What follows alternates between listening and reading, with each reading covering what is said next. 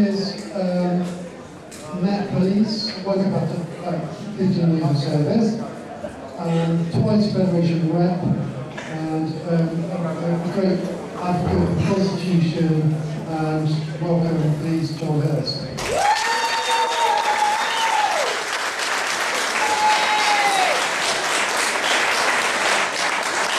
Thank you. Brian's always a hard act to follow. For my sins, I've been a teacher. I've been a teacher of law, so that's what I'm going to revert to today. I'm going to show you a video. Now, that's not a lazy way of giving a presentation. It's considered best practice, because that particular day when I gave this talk, it went well, and it covered the points I want.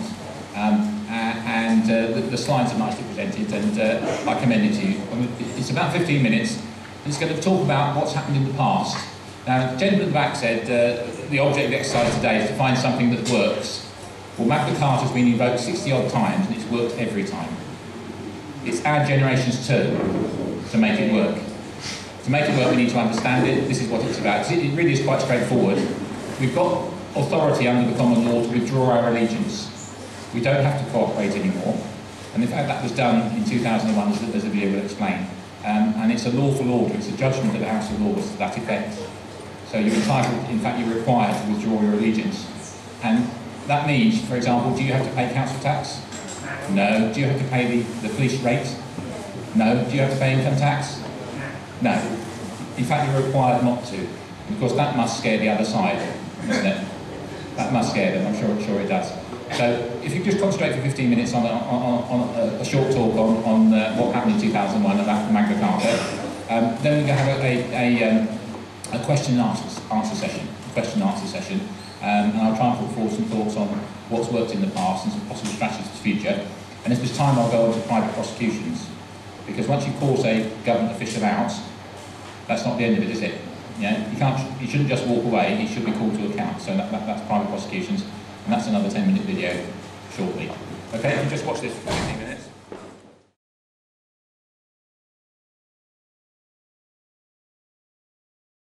And what a constitutional convention is. What a constitutional convention is, because that's the object of the exercise. It appears energy is going to be sorted out. This is sorting out law and order. It's a quote from Winston Churchill. Now, at the end of his life, Winston Churchill had a bit of a deathbed confession that he did some things early in life he shouldn't have done, but the facts embodied in it, Magna Carta, and the circumstances giving rise to them were buried or misunderstood. The underlying idea of sovereignty of the law, long existing in feudal custom, was raised by it into a doctrine for the national state. And when in subsequent ages the state, swollen with its own authority, has attempted to ride roughshod over the rights and liberties of the subject, it is this doctrine that appeal has been made, again and again been made, and never as yet without success. So that's our job, to appeal to Magna Carta successfully. Bit of inspiration here. I'm a bit of a fan of Rudyard Kipling. At Runnymede, what say the reeds at Runnymede? The lissome reeds that give and take, that bend so far and never break. They keep the sleepy Thames awake with tales of John at Runnymede. At Runnymede, oh, hear the reeds at Runnymede. You mustn't sell, delay, deny a freeman's right or liberty. It makes the stubborn Englishry. We saw them roused at Runnymede, when through our ranks the barons came, with little thought of praise or blame, but resolute to play a game, they lumbered down up to Runnymede. And there they launched in solid time the first attack on right divine, the curt, uncompromising sign that settled John at Runnymede. At Runnymede, your rights were won at Runnymede. No freeman shall be fined or bound or dispossessed or freehold ground, except by lawful judgment and found and passed upon him by his peers. Forget not, after all these years, the charter signed at Runnymede.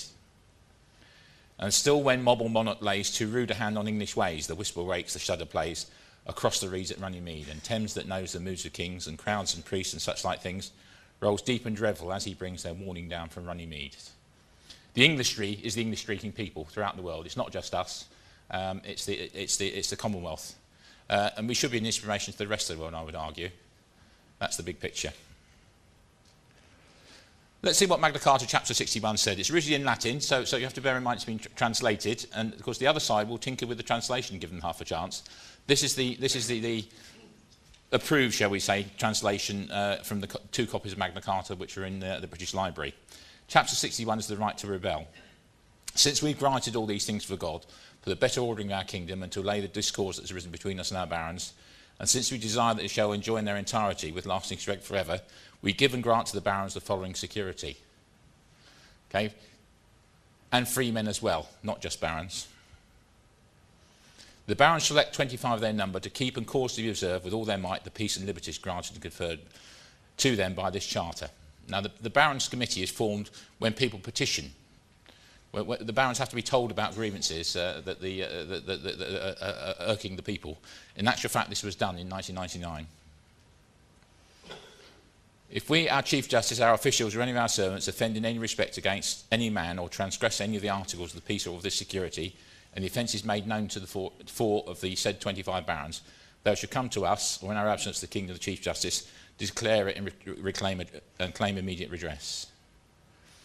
If we, or in our absence abroad, the Chief Justice make no redress within 40 days, reckoning from the day on which the offence was declared to us or to him, the 4 barons shall refer the matter to the rest of the 25 barons, who may distrain and assail us in every possible way with the support of the whole community of the land. Distrain means seize the profit of land, so hold income tax, hold council tax, that sort of thing, and seize buildings. Well, we did it in Birkenhead, didn't we, in March last year, for those that were there. By seizing our castles, lands, possessions, or anything else, saving only our person and those of the Queen and our children, until they have secured redress as they have determined upon. Having secured the redress, they may then resume their normal obedience. So the bit about as they have determined upon, that's the authority for a constitutional convention. That's what was done. I said there was been 3 in the last 800 years. The first was at Runnymede. It's a meadow, for those that have been there. It's a meadow, piece of flat land near Windsor Castle, and the barons got together and they had the first constitutional convention. The barons were the final court of appeal, in actual fact, and as they still are. So what they determined had the status of a legal judgment. So the barons get together around Windsor Castle. They say that King John's been out of order. The population had risen up and supported them. When the poem refers to the barons came through our ranks, that's a free man. It's imagining a free man who's not actually a baron, but has supported the barons, and the barons are the ones that had the Constitutional Convention and made the decision. As to what happened in 1688, we'll come to that shortly. Any man who so desires to take an oath to obey the commands of the 25 barons for the achievement of the ends and to join them in assailing us to the utmost of his power, we give public and free permission to take this oath. Who's taken that oath? Anybody written to the Queen? Yeah, Lance at the back. Yes, okay. Well, that's on your to-do list. We're going to put this on the website with some instructions about how to do it. We give public and free permission to take this oath, and any man who so desires, and in no time we will prohibit any man from taking it. Now, here's the important bit, the last sentence. Indeed, we will compel any of our subjects who are unwilling to take it to swear it at our command. So those that haven't done it yet, you've got an instruction there, haven't you? There's a common law obligation, and in fact, committing offence of public nuisance. Yeah, okay. Public nuisance is a failure to comply with a statutory or common law obligation. So you're a lot of nuisances until you sort that out. Okay. Diffidatio. Now, what the barons did, they declared diffidatio, which was rebellion or resistance. Blackstone it was Lord Chief Justice who wrote a series of books in the mid 1700s, which are authoritative. The well-known one is Blackstone's Commentaries, but he also wrote a book on Magna Carta. So this is what happens. Bear in mind, Magna Carta in June 1215. So on 5th of May 1215, the barons, having chosen their leader, Robert Fitzwater, acclaimed by them as Master of the Army of God and Holy Church, performed the solemn feudal ceremony of diffidatio, resistance, or renunciation of their fealty and homage, a formality indispensable before vassals could, without any infamy, wage war upon their feudal overlord. Now, I thought that you had a duty of allegiance for life, but apparently not. You can withdraw with it when the lord that you've sworn allegiance to breaches their contract. Who would say Her Majesty or Queen Elizabeth or Elizabeth Saxe-Gotha has breached a contract? There we go. Absolved from their allegiance and wallowing from my cannon of Durham, they marched on London. It's a tactical option, isn't it? As Roger said, it's a tactical option. But hopefully you won't have to go down that route. This is what happened in the Constitutional Convention. This is the barons get together and they decide what the score is. It was on 15th of June then, in the year 1215, that the conference began between John, supported by a slender following of half-hearted magnates, upon one side, and the mail-clad barons, backed by a multitude of determined and well-armed knights, upon the other. The conference lasted for 8 days, from Monday of one week till Tuesday the next. On Monday the 15th, John set seal to the demands presented to him by the barons, accepting every one of their articles with the additional forma securitas or executive clause vesting in 25 of their number full authority to constrain King John by force or reserve its provisions. Now, some people say that Magna Carta is void because it was obtained by force. Not so. Title of the land is settled by trial by combat. Title of the land is settled by trial by combat. And remember, the barons had risen up and they've been supported by the jobs of the population. They'd captured London. And they were entitled to appoint whoever they wanted as the next king. But as a concession, they allowed John to continue. Okay? So title of the land is settled by trial by combat. And that still applies to the present day. If a new king takes over by trial by combat, the classic example is William the Conqueror. If William the Conqueror takes over, all he takes over is the job of king. He has no authority to change the legal system. No authority to change the legal system. And that's the fundamental reason why the EU is not on, because they haven't taken over by combat, by stealth, but nobody can change our legal system. And that's what they're trying to do. They're trying to impose corpus juris on, aren't they, the continental legal system. Now, here's an authority for a constitutional conviction. There's several of them. Authority means a justification. Well, I'm quoting chapter 61 of Magna Carta again. Having secured the redress, they may then resume their normal obedience to us. So once the Barons Committee has obtained redress, then we can return to normal. So Magna Carta is an authority for having a constitutional convention. Now, the second one is the Coronation Oath Act 1688. The form of service that the Queen took is set by the Coronation Oath Act 1688. And this is what it says. The Archbishop or Bishop shall say, will you solemnly promise and swear to govern the people of this kingdom of England and the dominions thereto, remember the Englishry, not just this country, belonging according to the statutes and Parliament agreed on and the laws and customs the same. And the King and Queen shall say, I solemnly promise so to do. And she hasn't. That's the problem. Blackstone on the rights of Englishmen. Now, I'm getting to the point where I'm going to explain what happened in 1999. This is Blackstone's commentaries. And lastly, to vindicate these rights, and that's the rights of Englishmen, when actually violated or attacked, the subjects of England are entitled in the first place to the regular administration and free course of justice in the courts of law, next to the right of petitioning the King and Parliament for redress of grievance, and lastly to the right of having and using arms for self-preservation. Now, we've got to level 2, because we're not getting justice in the courts, are we? Okay? In 1999, Parliament petitioned, and that means every member of the House of Commons and every member of the House of Lords had a petition about upholding the common law, Magna Carta and Bill of Rights, the text of which is in the document I'm going to show you shortly. We haven't got to the using arms for defence stage yet. Now, there's somebody exercising his right to bear arms. That's a man called Magna Carta. He was an old soldier. He flirted with UKIP and the Conservative Party because he knew something was wrong in the country. But what he was concerned about was not politics, but law. Because as a soldier, he'd been taught the law of the land, because soldiers are taught the law of the land to some degree, so that they know where they stand in the event there's a civil war. So Magna Carta, society founded by Bob Lomas in 1999 to restore the British Constitution as a matter of law, not politics.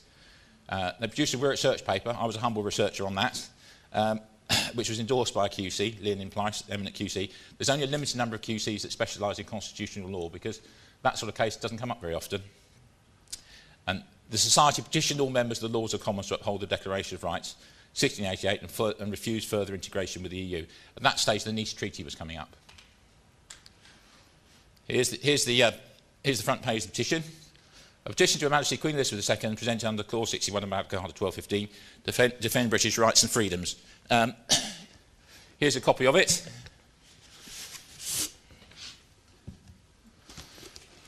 It's going to be a bit small, I understand that. There it is, get it the right way up. Roger's going to reproduce these, and this is something I think we should all have take notice of. So it's actually been done. It's not theoretical, it's been done.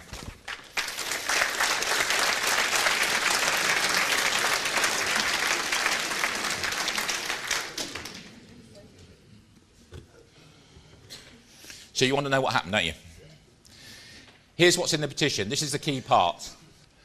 Wherever it's our humble duty, 4 barons went and saw the Queen.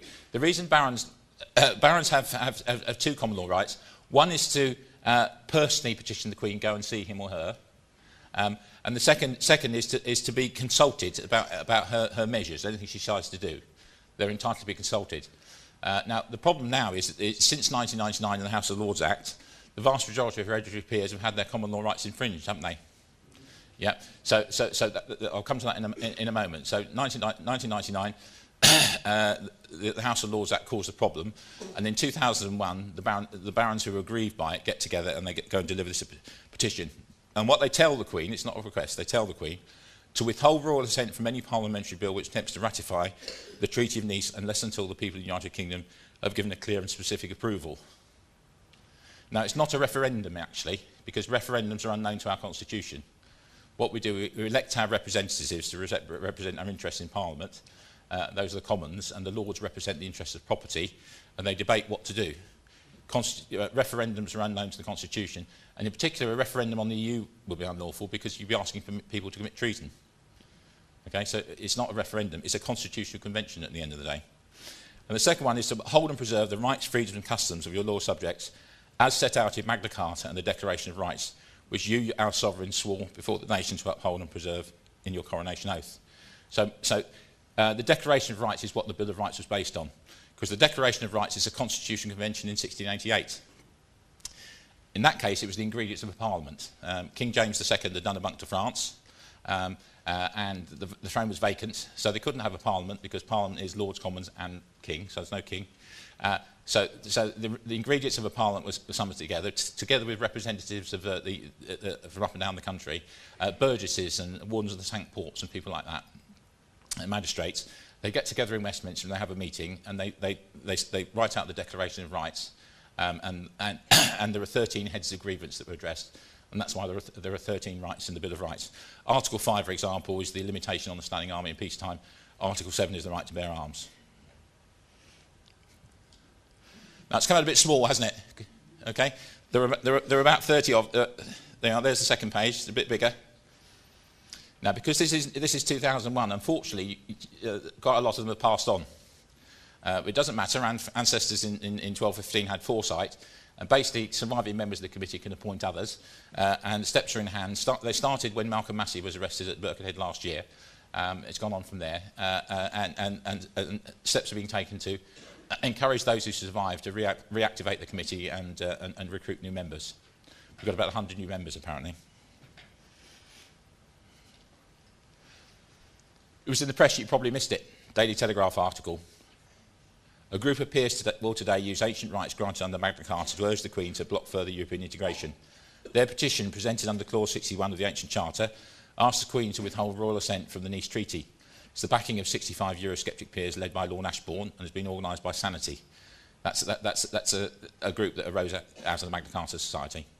Clause 61 of Magna Carta, signed by King John at Runnymede in June 1215, permits the sovereign subject to present a quorum of 25 barons with a petition, which 4 of their number are then obliged to take to the monarch. The reason it's 4 is, in the olden days, going to see the king to tell him he was out of order was a bit risky. So they were drawn by lot, the 4. There we go. 4 of their number are then obliged to take to the monarch, who's obliged to accept it. She then has 40 days to respond. The enforcement powers granted by King John, now that's not quite right because this is written by the journalist, they weren't granted by the King John, they're part of the common law, the diffidatio concept, the right to rebel. Granted by King John when he signed the Magna Carta, were last used in 1688 at the start of the Glorious Revolution I've just referred to. Lord Ashbourne, a Conservative hereditary peer, ousted from the Lords under Tony Blair's reform, said, "These rights may not have been exercised for 300 years, but only because they were not needed. Well, we need them now. They may be a little dusty, but they're in good order." And the concept of dusty laws needs covering.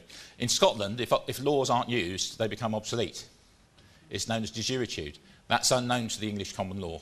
In fact, the older a law is, the stronger it is, because it means the more generations of our ancestors supported it, the more generations of ancestors. Now, 800 years, how many generations is that?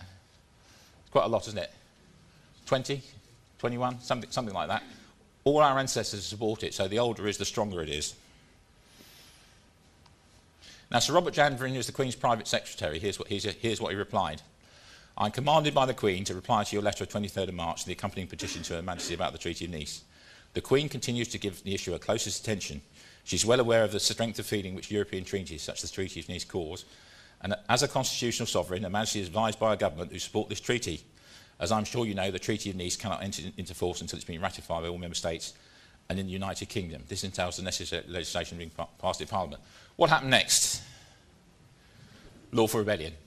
Still in force. The Queen is mouthing the party line that I have to do what my ministers tell me. And of course she's wrong. So that's the basis of it. So now you know it happened for real in 2001 after petitioning.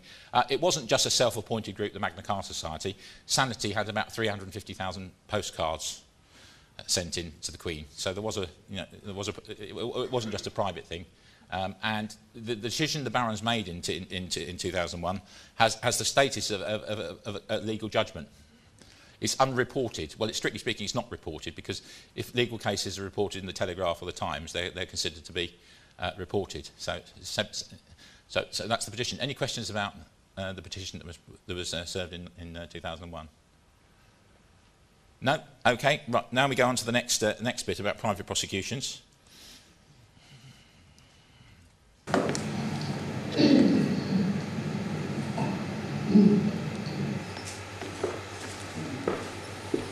There we are. Nobody likes watching themselves on TV, do they?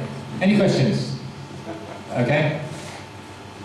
John, when they served that petition in 2001, were all the barons that were involved not sitting in the House of Lords at the time? No, because the Parliament Act 1999 excluded them, and what we discovered is that all that happened was the police decided not to give them security passes to get into the House.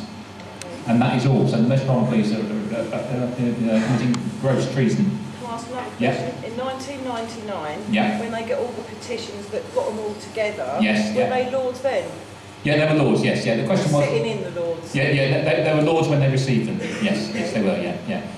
A Lord is generated by a thing called a letters patent, which is a nice letter from the Queen, and it's for life, and it can't be withdrawn except for individual misconduct.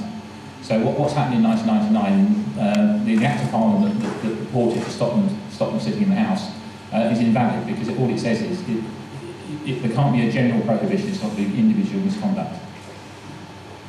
Gentleman at the back? Is there evidence of service?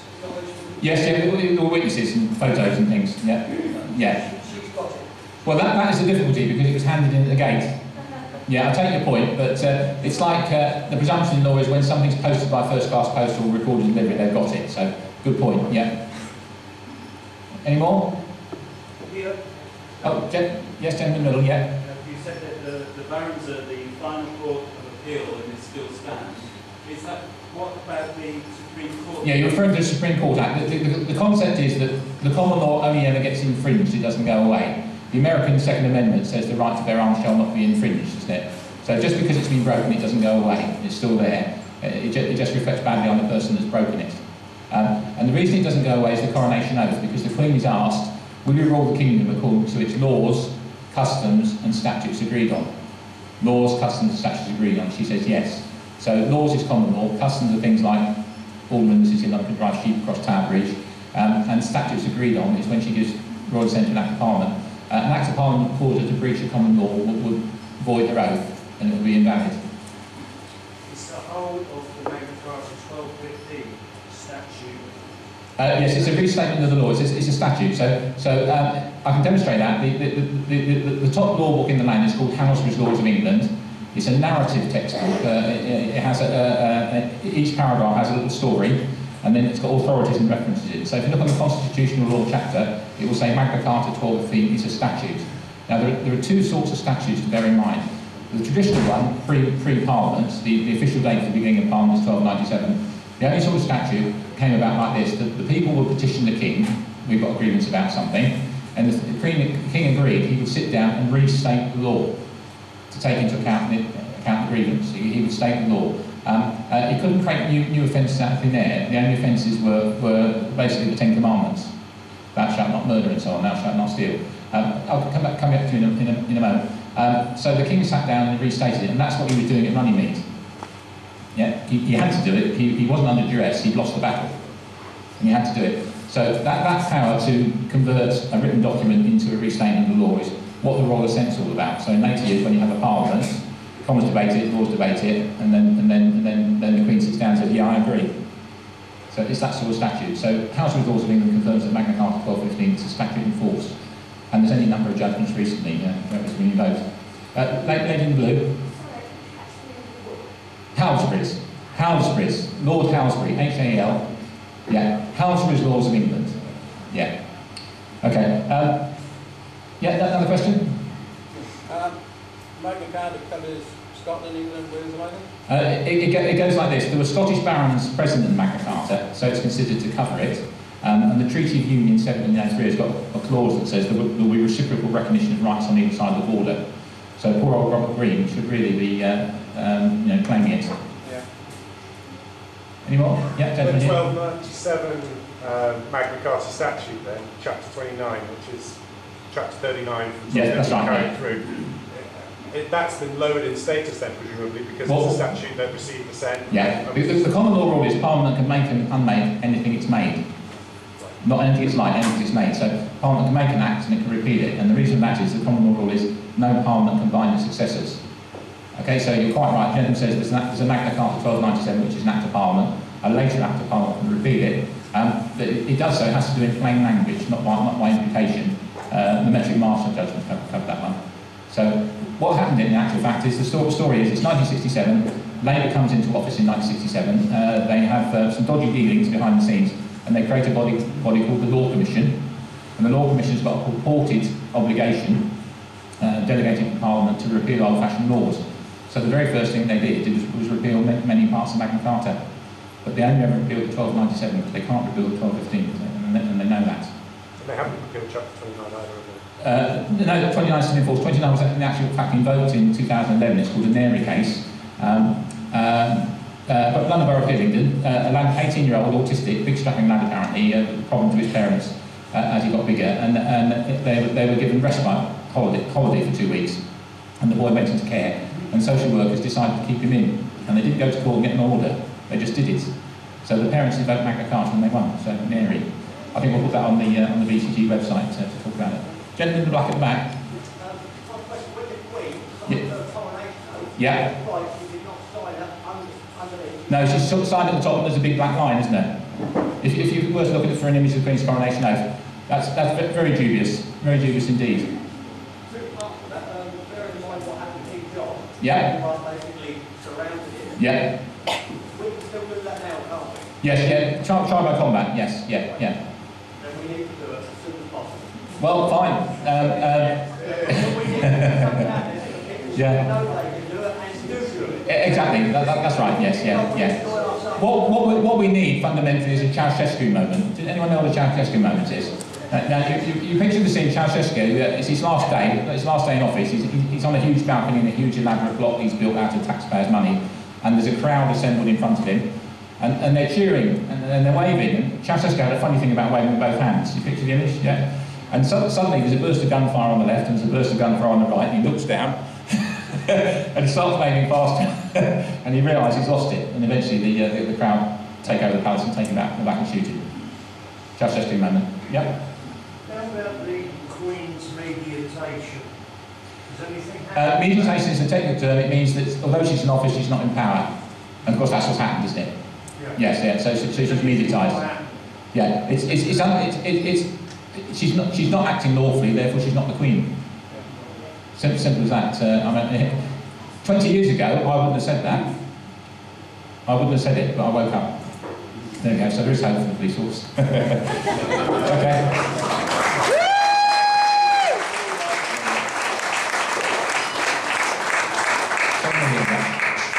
So you're not bound by the right to do it anymore? Sorry? You're not bound by... No, I haven't paid council tax for 5 years, and I'm trying to adjust as best I can.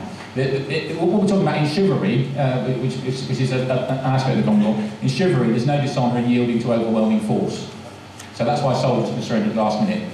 Okay? So there's no dishonour. So my conscience is clear, I'm doing my best. I'm like a Boy Scout. Yeah?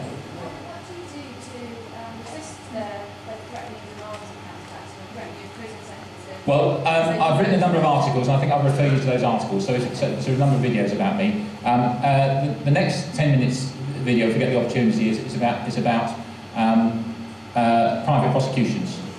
So Ryan suggested we could all be investigators, didn't we? You can investigate with the perspective of exposing something, But eventually you're going to want to do something about it, aren't you? And that's where private prosecution comes in. And as it happens, there's a judgment that's been before the courts recently which has clarified the matter of private prosecution. Shall I do that first? Then? It's 10 minutes, yes. Yeah, so listen in for 10 minutes. It explains the process of private prosecution. It's some revelations. I certainly learned some new stuff. And it's an obligation when you know about a crime to do something about it, isn't it? Right, here we go. Okay, yeah, something you said about trial by combat. Yeah. So if I made a land claim... Yep. And... You're prepared to fight them for it? Sorry? You were prepared to fight them for it? Well, could I invoke trial by combat? I don't see why not. Trial started as trial by ordeal. Ordeal by water, being drowned, or ordeal by hot stone or hot iron. And then it went on to trial by combat, and people would elect their champions. In its final form, the weapons were cudgels. And people could wear protected clothing except for their forearms, and they used to beat each other with cudgels until one fell out, and that was sufficient. Okay. I wish I'd known about that. That's right. Jury trial then became more popular. So jury trial went in. The last time trial by combat was tried was 1820. An English chap had an issue, he wanted it, and the court said no, and Parliament shortly afterwards passed an Act of Parliament suppressing it. As you probably know, who can quote the American Second Amendment? The right to bear arms shall not be infringed. The reason it says infringed is when a common law is broken, it doesn't go away, it just gets infringed. Okay? So even though maybe an Act of Parliament contradicts it, it doesn't mean it goes away. And it can't go away because the Queen promised to rule according to laws, customs and statutes agreed on. So she can't give royal assent lawfully to a statute which breaches a law or custom, can she? Be a logical impossibility. Now, she has, on the advice of the ministers, but that's one of the things we hold against her. Does that answer the question? Yeah, sure. There I just think that... yeah, it's a nice idea. Yes, you're a healthy chap. Yeah, I can take those weedy guys from the council. I'm getting past it. Right.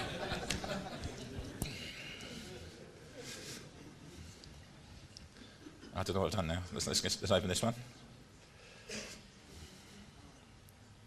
It's always difficult with somebody else's computer, isn't it? Right.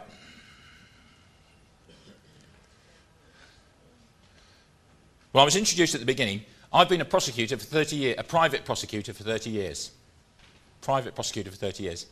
And I didn't know it, to my shame. I'll explain why shortly. What I'm going to do, I'm not a lawyer, but I can read and remember. And what I'm going to do is present you some of the legal arguments that have been made in favour of private prosecution. So once you've seen these legal arguments, you'll understand that it is part of our law and it's something that we can use. In the same way as the gentleman talking about energy is giving you an alternative to the electricity bill, it's cut the nonsense. I nearly said cut the crap. Cut the nonsense. What's been happening? What's the real problem with the Jimmy Savile revelations? What's the real problem? Sorry?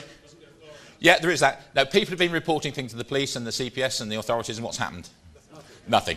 Okay, so that's what this is about. Okay, so a judgment, you quote the name of it. Historically, and when you look at a judgment, you look at the legal argument. So I'm going to give you the legal argument in favour of private prosecutions. So if you agree with me, then you can assist in using them. Mike Doherty there has taught me more or less all I know about this, because policemen don't know about it because they keep it quiet. Okay, so Mike Doherty started the ball rolling. He's got practical experience. But in actual fact, I've been doing private prosecution as well, just I didn't know it. There we go. Right, historically, this is the judgment. This is a judge speaking, not me. Historically, all prosecutions in England were private prosecutions. The vast majority now are instituted by public authorities, notably the Crown Prosecution Service. However, the right to institute private prosecution is retained in the Prosecution Offences Act. There we go. That's good to them. We've got an Act of Parliament. In fact, it's a common law right, isn't it? And when you want to prosecute somebody, what you're doing is you're petitioning for redress of grievance. So let's imagine there's a policeman walking down the road, and somebody comes up to him and says, somebody has hit me on the nose, I want you to do something about it. That's a petition for redress of grievance, isn't it? Or more seriously, I've been raped by some horrible, undesirable. What are you going to do about it? That's a petition for redress of grievance, isn't it? And we've talked about the Bill of Rights. One of the articles in the Bill of Rights is it's the rights of the subjects to petition the Crown for redress of grievance. And then it goes on to say all petitions and prosecutions for doing the same are illegal and void. And what that's referring to, going back into history, in the run-up to the Bill of Rights in 1687, James II wanted to turn the country Catholic. So he wrote a proclamation and he gave it to all the bishops. And he said, disseminate to your churches and read it out next Sunday. And the bishops read this and they said, no, we can't possibly do that. We're Protestant. We've agreed to be Protestant. So they went to the king. They chose 6 to their number. You remember this concept? It's a bit dangerous going to see the king. They chose 6 to the number on this occasion and said to James II, we can't possibly comply with this new reversion to Catholicism. And he locked them up in the tower. Locked them up in tower. But apparently the soldiers who took him away showed every sign of respect to the bishops. There were silent crowds in the streets as they were led to the River Thames, and they were rowed down to the Tower of London, went in through Tracy's Gate. The soldiers in the Tower of London did a similar thing, bowed to the bishops as they passed, and they didn't stay there long. James II took it as a hint, in actual fact, that his policies weren't going to go down well. So there we are. Historically, all prosecutions in England were private prosecutions. In my judgment, there's no requirement for a person seeking to have a summons issued to approach the police first. Particularly if you know there's a problem. Particularly if you know there's a problem, which we do now. Hillsborough was an outrage, wasn't it? Changing statements. Here are 3 authorities. Remember I said authorities? Well, authority is a book like Blackstone, or authority is an Act of Parliament or rules. We'll talk about the difference between an Act of Parliament and rules shortly. Magistrates Courts Act 1980, Section 1, Prosecution Offences Act 1985, Section 6.1, and the Criminal Procedure Rules, Part 7. Here's the Magistrates Court. On an information being laid, and information is evidence. You go and tell a magistrate, give him information, somebody's done something bad, and you're prepared to swear to it. On an information being laid before a justice of the peace, the person has or is suspected to have committed an offence, the justice may issue. Now, may, depending on the context in a legal an enactment, means must. It's not voluntary. Okay? Because if you've got a well-founded case and you go and tell the magistrate about it, and he doesn't take it on board, what's he doing? Yeah, he's blocking your right to have redress of grievance, isn't he? Okay. Now, because the right to have redress of grievance is a constitutional right, what offence is committed by a person who breaches a constitutional right? Begins with a T. Treason. Yeah, treason. And what offence is committed by anybody else who knows about it and doesn't do anything about it? Misprision of treason. Yes, misprision is the common law concept of knowing about a treason and not doing something about it.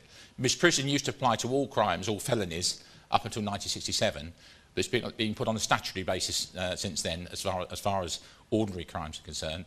It's either concealing an offence or concealing an offender. But misprision is specifically retained for treason. And what you're asking the magistrate to do is get the person in front of the court, summons or warrant. Prosecution of Offences Act 1986. Subject to subsection 2, nothing in this part should preclude any person from instituting any criminal proceedings or conducting any criminal proceedings to which the director's duty to take over the conduct of proceedings does not apply. Okay? Where criminal proceedings are instituted in circumstances in which the director is not under a duty to take over the conduct, he may nevertheless do so. Now we're going to discuss a case called Gurja, which was released by the Supreme Court as recently as 14th of November. Mike is a bit of an expert on that as well, because he had a part in it, and I've researched it, and I'll talk about that shortly. Here's Gurja. The Director of Public Prosecutions has power to take over a private prosecution, and therefore thereupon to discontinue it. So you're all thinking, oh no, aren't you? Of course they'll take them over and undo them. Well, it's not as simple as that. In determining whether to do so, it is policy to apply certain criteria. Prior to 2009, the Director asked himself whether the evidence clearly failed to disclose a case sufficient for the defendant to be called upon to answer it. If his conclusion was that it clearly failed to do so, he took over the prosecution and discontinued it. But in 2009, he changed his policy in relation to the evidential criterion. And that was when the pressure was on. You see, people like Mike have been pushing the envelope, haven't they? And that's how this case came about. But in 2009, he changed his policy in relation to the evidential criterion. It became his policy to take over a private prosecution and discontinue it unless the evidence was such as to render the prosecution more likely to result in a conviction or not. Whenever you hear policy, your bullshit alarm should go off. Because it's not law, is it? Yeah? Policy. And they push the envelope. In an adversarial legal system, to some degree, it's good that they push the envelope because then it can be tested. But in an adversarial legal system, you need somebody to stand up, don't you? Somebody to realise what's going on and do something about it. Now, here's some of the discussion, because there were 5 judges dealt with this case, and I'm quoting some of them. Until the late 19th century, prosecutions were brought almost entirely by the victims of alleged crimes, or if they are dead, by their kinsmen. Local parish constables, not organised on a national or even regional basis, and not even paid, sometimes help the victims to prosecute. By about 1730, if they could afford it, prosecutors and defendants sometimes engaged lawyers to represent them. At around the same time, associations of people with a common sexual interest in prosecuting particular offences sprang up in order to conduct prosecutions on behalf of their members. Who wants to join such a thing? Yeah, that's us. That's our job, okay? This is the next piece of legal argument. The Attorney General intervenes and conducts only a few prosecutions in very serious and notorious cases. He also had a long-standing prerogative power to halt any prosecution in a court of record by entering a nolli prosequi, which in modern times he makes rare use of, indeed usually only when he considers the defendant is unfit to plead. Well, you can't really argue with that, can you? If it's well-founded, if it's honestly done. In 1829 came the first step towards putting the police on a statutory, albeit only regional footing. It was the Metropolitan Police Act of that year, and it established the London Metropolitan Police. It was founded in 1856 by the County and Borough Police Act, which required every county and borough to have its own constabulary. This improvement in the organisation of the police seems to be in the spur to their assumption of responsibility for most prosecutions. Technically, however, the prosecuting police officer was just another private prosecutor. Just another private prosecutor, okay? No, I didn't know that. I thought it was official. Okay. There we go. Now, what that means, of course, is if the other side try and infringe the rights of private prosecutors, then the police will have a problem, won't they? Yeah, the police have the problem. Now, let's say you've got a Savile-type situation where the police can't be trusted. Okay? And let's say it's a social worker in charge of a care home that's allegedly interfered with a child. The care home, they're employed by the Crown, effectively. It's a local authority care home, they're employed by the Crown, aren't you? And the police are the Crown, aren't they? And the court's the Crown. Is it fair for the Crown to investigate the Crown, investigating the Crown? Clearly not, is it? Okay, yeah. So it's going to be very hard to justify police forces continuing to investigate cases in those circumstances. Now, this is where the recent police commissioners come in. Now, if you look at the fine print, the legislation that set them up, it's good in parts. And one of the parts says it'll be the duty of the new police commissioner to tender for police services from alternative sources. To tender for police services from alternative sources. So let's say you've got a child molesting case, or a firearms case, for example. Somebody's accused for having a firearm without a certificate. A chief constable was responsible for issuing certificates, and he should have issued a certificate, and he hadn't, because they have a policy of not recognising self-defence as a good reason for issuing a certificate. Then there's a problem, isn't there? So the Crown is investigating bad deeds by the Crown. So that should certainly go to an outside body. Okay. Now the Prosecution of Offences Act does recognise private prosecutors as being entitled to do it, and entitled to do it on a commercial basis. So I've got to tell you, a commercial company has been set up to do that, and they recruit people who are already qualified in the prosecution process, like retired policemen, as it happens, and barristers and solicitors, and they're setting up an alternative prosecution system. Mike's well aware of it. I've been recruited, and we see that as the way forward. And the thing that keeps us honest is that if we don't disclose that we're Freemasons or any such nonsense, then we're in breach of our contract, and we can be held to account for it. Whereas that's a bit more difficult to do with a policeman, isn't it? There we go.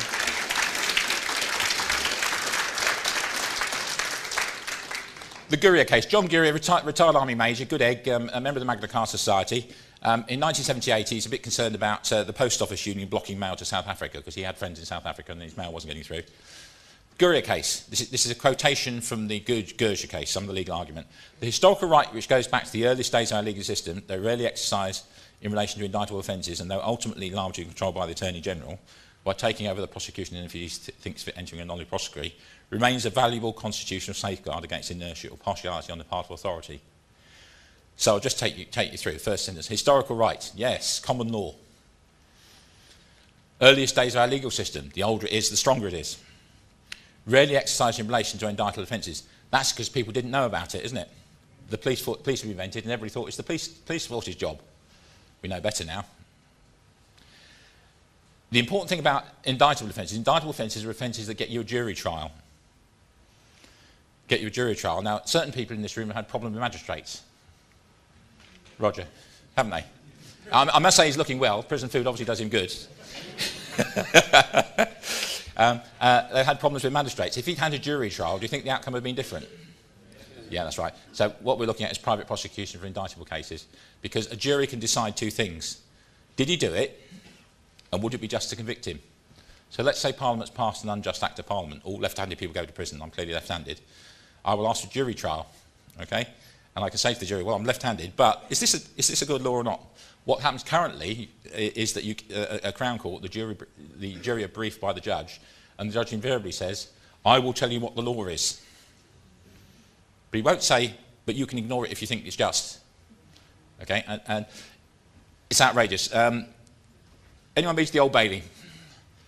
Yeah, I was a good guy. The Old Bailey is built next to the site of the old prison, whose name escapes me. Newgate Prison, yes, yeah. So the left-hand side is a bit of a 60s monstrosity, the modern Old Bailey's got to be said, but the left-hand side joins onto the old part, and there's a stairwell, and there's a plaque on the stairwell, and it commemorates a case that happened in the early 1600s. Okay, and what happened is, the early 1600s, the early Stuart kings, James I, wanted to turn the country Catholic, and Puritans resisted. And they're having meetings and making speeches in their meeting houses. So a proclamation was issued by the king, no parliament involved, just a proclamation, and it was nailed to the door of the Quaker meeting house in Grace Church Streets, and it forbade them to have church services. So the Puritans come along one Sunday morning, and they say, well, blow it, we'll do it in the street. So they have their service, and William Penn, who subsequently emigrated to America and founded the state of Pennsylvania, is duly arrested, and it's a show trial, and the Lord Chief Justice is sitting. It's in the Old Bailey, the old Bailey, and being a good Christian, he can't tell a lie. Yes, I did have a service, but of course, he's speaking to the jury. I did have a service, but would it be right to convict me? Okay, and the jury go out for 20 minutes, and they come back not guilty. Now, whereupon, because it's a show trial, the Lord Chief Justice throws a tizzy. And says, go back and think again. So they come back 2 hours later, it's the end of the day, 2 hours later, not guilty. So he locked them up, and it's described 3 days without food, drink or tobacco. Okay, and there's a bit of a tumult in the streets outside because the Puritans had a lot of support, and a writ of habeas corpus was obtained, and they were released because it was unlawful detention. And eventually they were released. And there's a plaque commemorating that case, and it's on the stairwell. And because I'm on stage, I can't remember the name of the case, but it'll come to me shortly. Okay, so that's the historical right. A jury can decide right or wrong. So what we need to do is privately indict people for jury trials, and then the only person the witness has to convince is who? The jury. Yeah, that's right. Another quote. Lord Diplock observed at page 4 that the need for private questions to be undertaken had largely disappeared, but that right to undertake them still existed and was a useful constitutional safeguard against capricious, corrupt, or biased failure or refusal of those authorities to prosecute offenders. Can you read the future? Was he reading the papers? Yeah. Can one confidently say that later advent of the CPS has banished all the concerns, particularly the Gurius case, particularly in relation to inertia? So that's where they're coming from. So there are good judges after all, aren't there? And that's essentially private prosecutions. Okay. So I'll summarise. We're all private prosecutors if we need be. We can call upon the assistance of people who are professionally trained, such as ex-policemen, who can form private companies, and they have the same powers as solicitors. And they can investigate things. And the only difference between a private prosecution and a police prosecution is, in order to investigate it, a policeman will arrest somebody, sit him in a little room, and ask him questions. Okay? Now, what happens when a person is arrested? What does the policeman say to them? You're not obliged to say anything. Okay? Yeah? So you can't force them. You're not allowed to torture them. You've seen lots of TV programmes, and it's up to including torture, isn't it? Getting people to confess. No. Can't do it. Okay? So what the alternative for the private prosecution is known as the interrogatory. It's a letter. So you set out the formal allegation. Is it right on day, date, time and place you did this bad thing? And they have an opportunity to respond. Okay? And if they can't respond, then the hearing goes ahead, and the only people that have to be convinced is the jury. So now you know about private prosecutions. There we go. Thank you.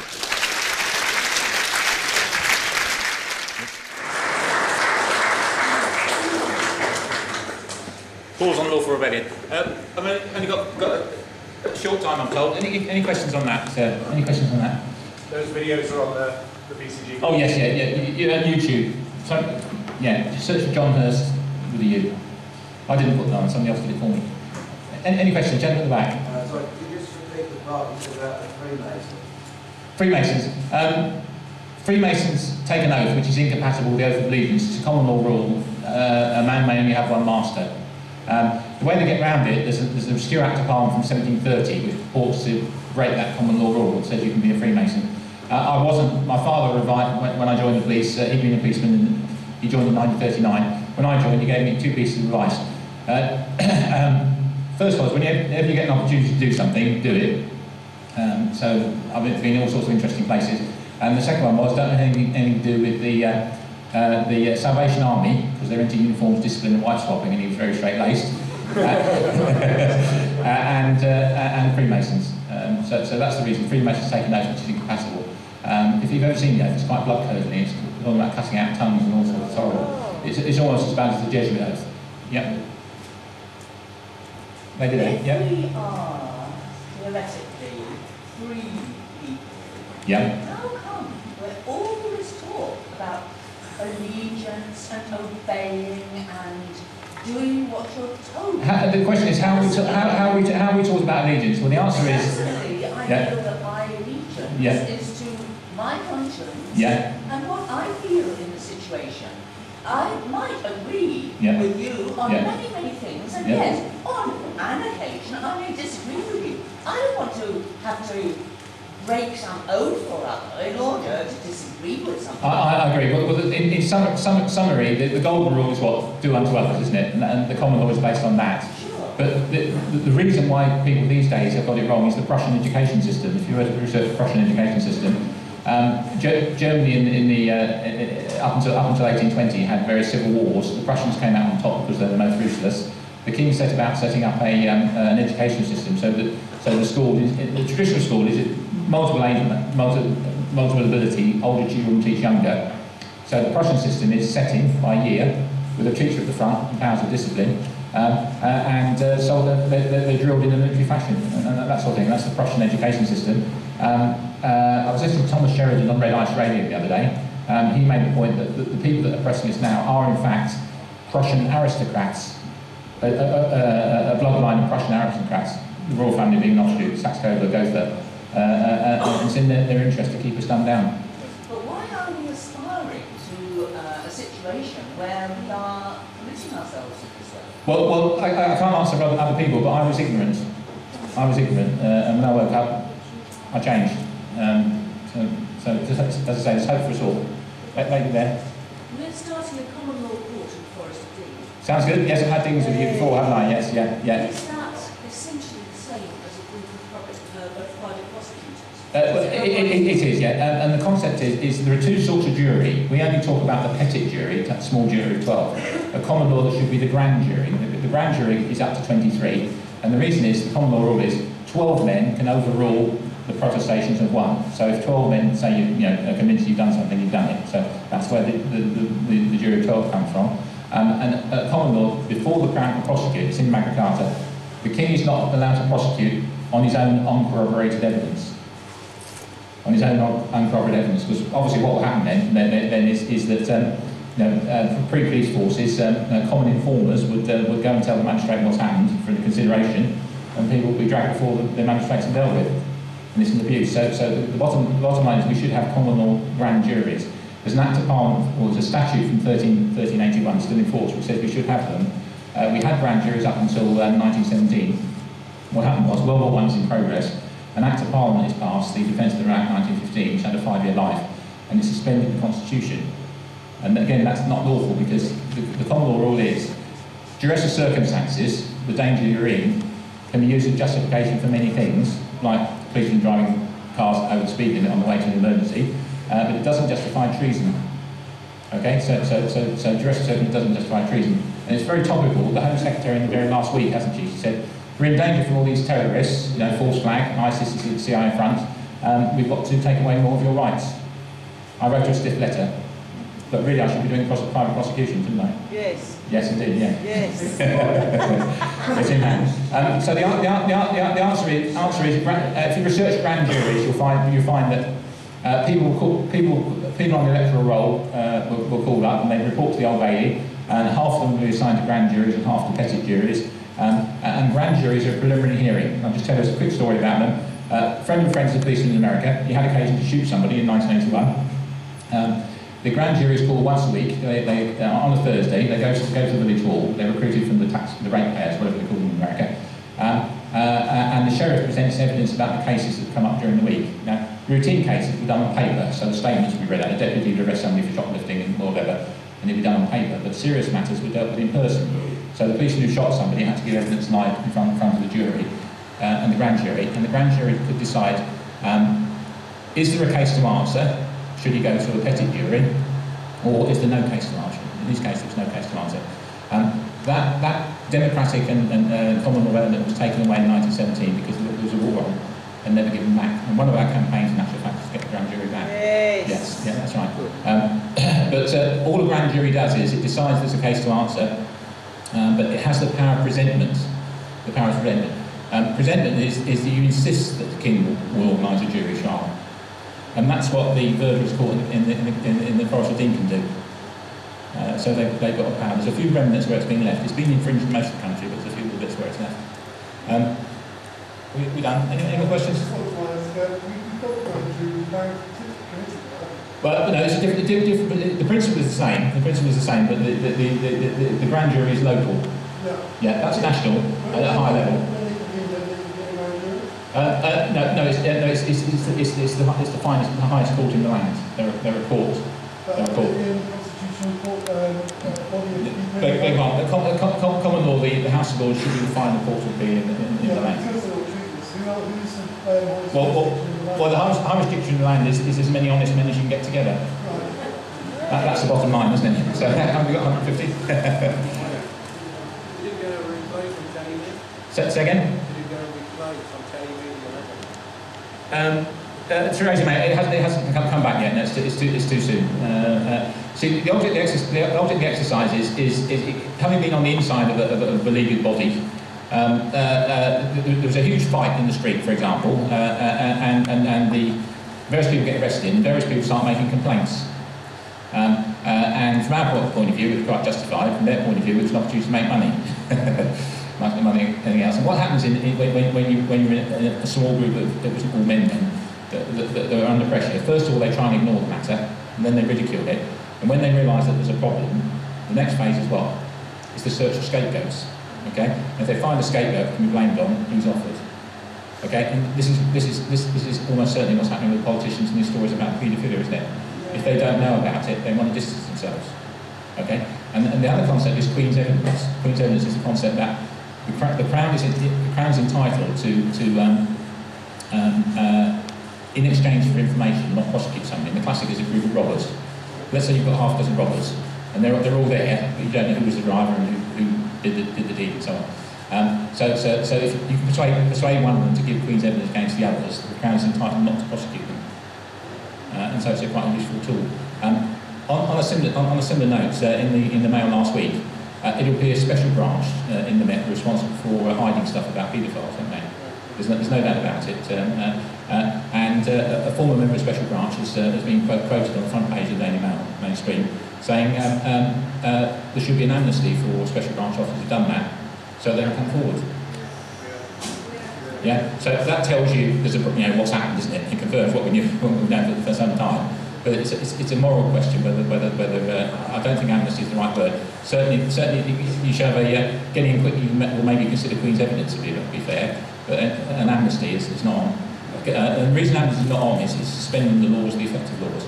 There are 13 articles in the Bill of Rights, and articles 1 and 2 say the Crown may not suspend the laws or the effective laws. You can't say we'll ignore that law for a bit. Right?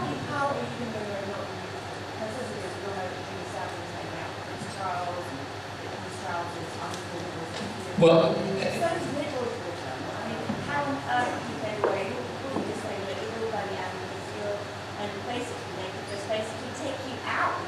well, they haven't up to now, but I remember 5 years ago when I first met Brian, I went to a VCU conference and I was still serving, and he said, well, I've got my head above the parapet, nothing's ever happened.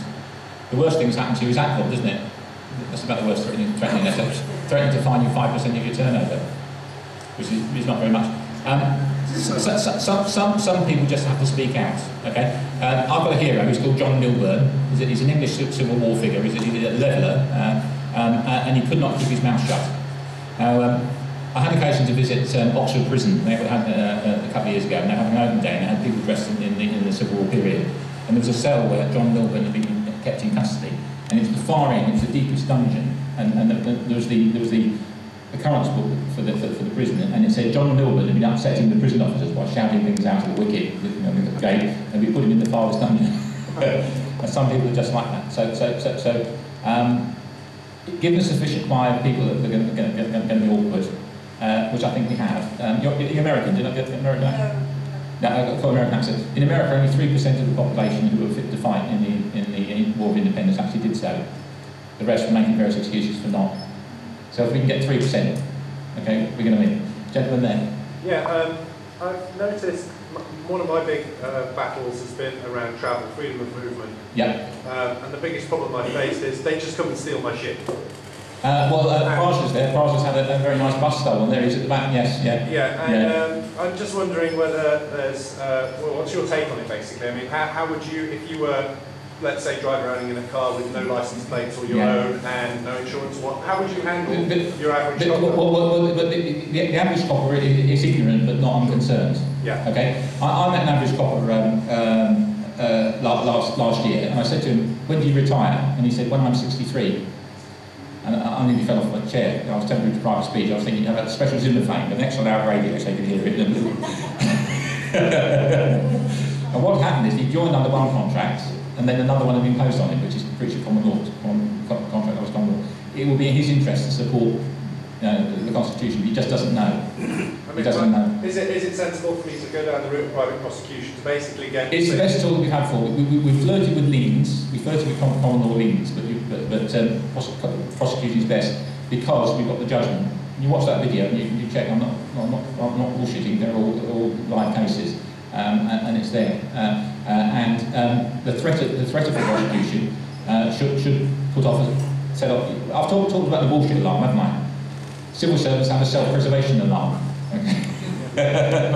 And that should be going off when we start challenging. And I always come back down to tort, basically, that most of what I experience in challenging any of this stuff is tort. Yeah, okay. It's criminal tort because it's always done with fraud. We'll have a chat outside because I'm conscious of the time. So if you chat me outside. Prajna, I thought Prajna had mainstream lawyers dealing with this, and they all decided it wasn't going anywhere, didn't they?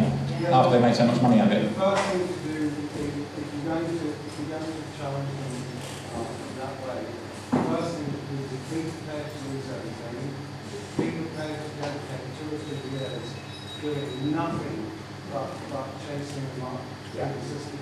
Don't be going up, losing all this stuff, and in the end, then just carry on doing the same. Well, Gandhi, you know the quote from Gandhi, first they ignore you, then they ridicule you, then they fight you, then you win. So we're on the verge of winning, I think. Yeah. Okay, right, thank you for your time. Thank you.